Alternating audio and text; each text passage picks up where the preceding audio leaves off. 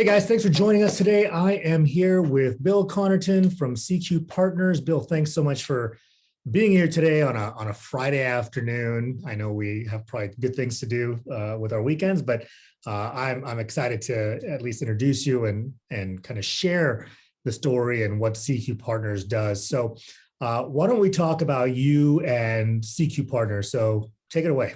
Sure, I appreciate you having me. Should be fun. So yeah, Bill Connerton. I started with AHA actually, and I'll kind of go through the transformation because I get asked this question a lot.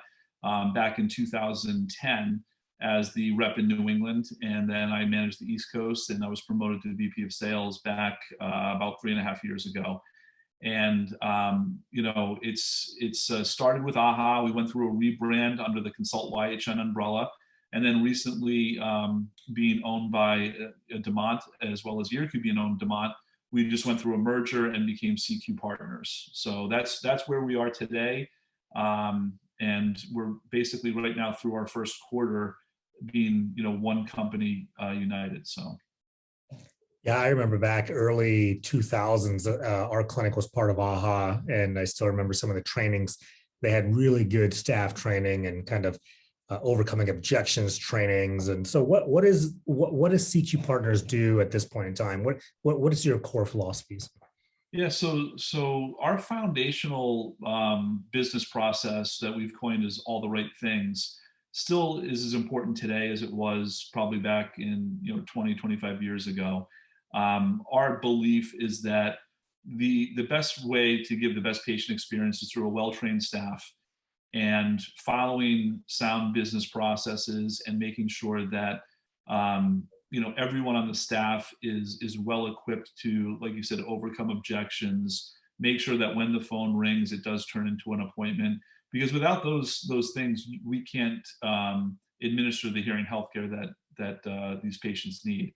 And as you well know, that there's a lot of choices out there and a lot of noise, and we want our practices to be able to deliver exceptional hearing healthcare and really be that signal in the noise, and really help patients lead to hearing well again. Yeah, it's funny when we talk about noise. As an audiologist, I'm thinking signal to noise ratio and how do we improve that signal compared to the noise. So I completely, pardon the pun, I hear you loud and clear. It's so true. I mean, if you ever have had a patient come in and then they have a satchel of direct mail from your competition and they're basically saying, what should I do? And they're really looking for someone to give them guidance and a definitive next step in their journey. And the audiologists and hearing healthcare providers that do that well ultimately succeed. And we offer a lot of courses and classwork that help professionals develop maybe outside of their traditional audiology training. But there are other core elements of people skills and, just like you said, overcoming objections that are fairly common in our industry. Yeah, and you've touched on this a little bit already, but when we talk about that noise, there's a lot of companies out there, right, that are doing similar things. Some are successful, some are not successful. What sets CQ Partners apart from the noise? Yeah, I think that I would point to our staff, right? We have a product that, and our product really is helping get people through behavior change, but it really boils down to the account managers in the field level that are trying to inspire our practices to try new things, to sometimes get comfortable with being uncomfortable. And, through that process, that's where practices grow and develop and really kind of break out of what they may have perceived as their own glass ceiling. When we have the symbiotic relationship with a practice that is growth minded, that really wants to embrace new ideas, along with our account managers, helping them along the way, that's when the magic happens. And we have success stories all over the country of practices that have grown, probably maybe much more than they ever thought they would when they first got into business. I love working with the practices that we partner with. I have a very, very close relationship with many of the folks out there, and we care immensely about their business. It really does become like a true partnership, which is important.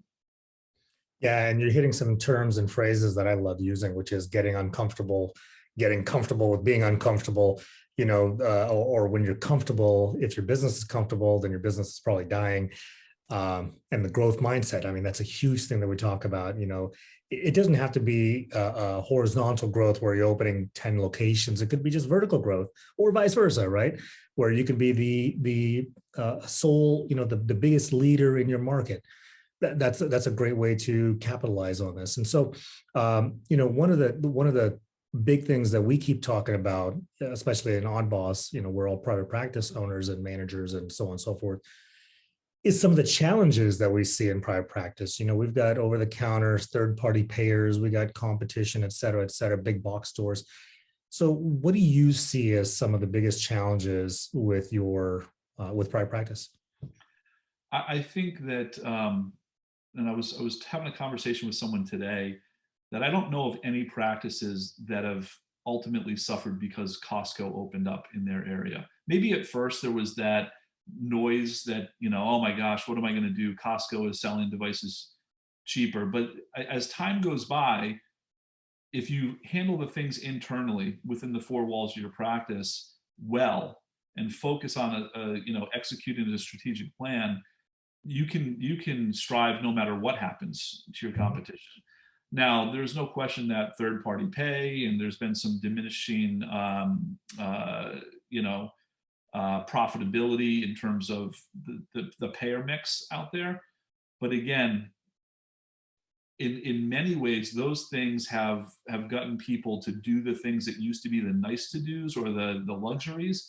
Now they become the must do. I have to follow up with patients who weren't ready that first time I met with them. There has to be a process that follows. I have to make sure that every patient who, from the time they call the office, they have a wow experience, that they feel like they've called the right place. Those are the things that you can control, that if you do that really well, I'm really not concerned with the outside environment. I'm concerned with what can we control together with our practices. Yeah, control the controllables and focus on what's within your four wall. I think I that's hate to be awesome. so cliche about it, right? But it's really, it's been proven over time, and we have so many Absolutely. success stories that, yeah, we can hand wring and worry about Costco, but we sure as heck can't prevent them from opening another door. What we can do is we can make sure that we're reaching out to our patients, that we're trying to attract new patients, and getting out there in the community and telling, the story about why them. I still remember back in 2004, 2003, sometime somewhere in there, where Costco started selling the Siemens Triana, which is probably before your time, Bill. Right. But the Siemens Triana, which had 3 mics on their hearing aids, and they were selling them for $1,300. My cost was $1,328. I still remember exactly the cost because it really left an impact on my mind, and I was so pissed off and so upset. And I started focusing on the negatives. And as soon as I started thinking more on the positives, like, okay, well, you know what? I don't have to use that product because it's not significantly better than anything else. How do I take care of my patients, which is something you just talked about? If we focus on the patients, the business comes, right? I've said that numerous times. My dad, who was a cardiologist, used to tell me these little quotes, almost like Aesop's fables, if you will. But he used to say, he was a cardiologist. He said, if you take care of your patients, the business will come. And sure enough, that was absolutely true, that the Costco's of the world, the Sam's Clubs, the big box stores, they provide something. And I do think that there's a value to having those companies around, because guess what? When those patients go in there and they're not happy, they come see us.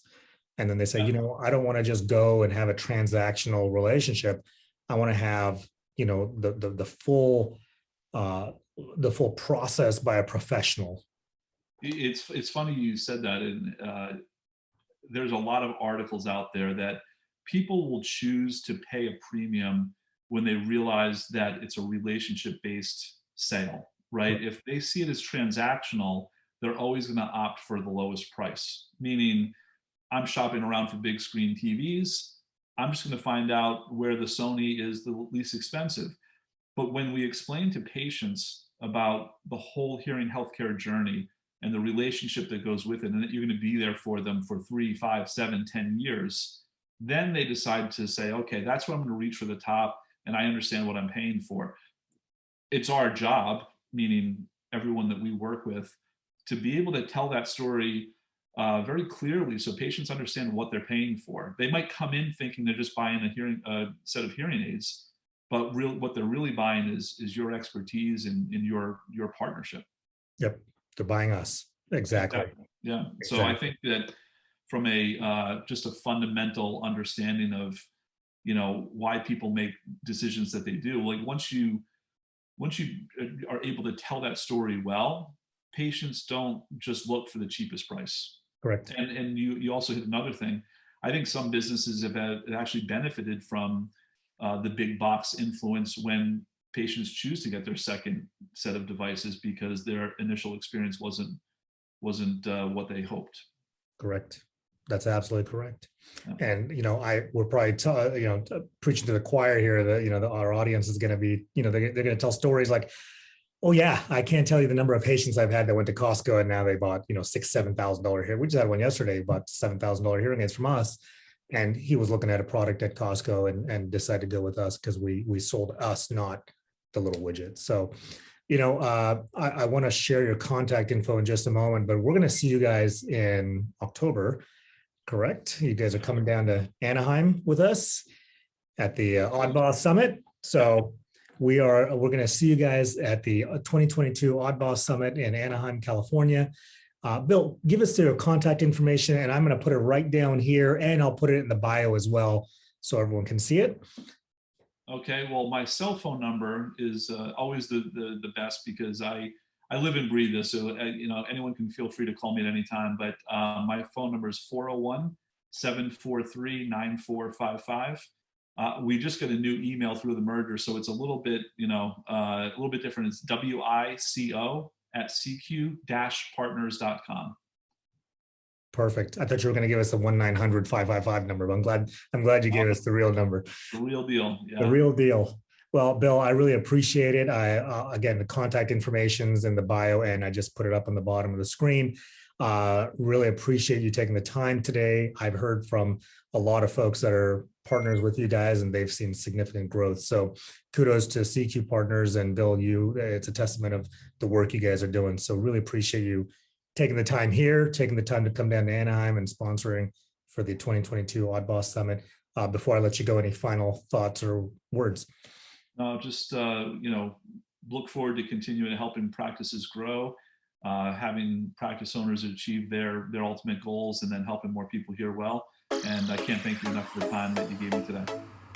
All right. Thanks, guys. And have a good weekend, and we'll talk to you guys soon. Thanks, man.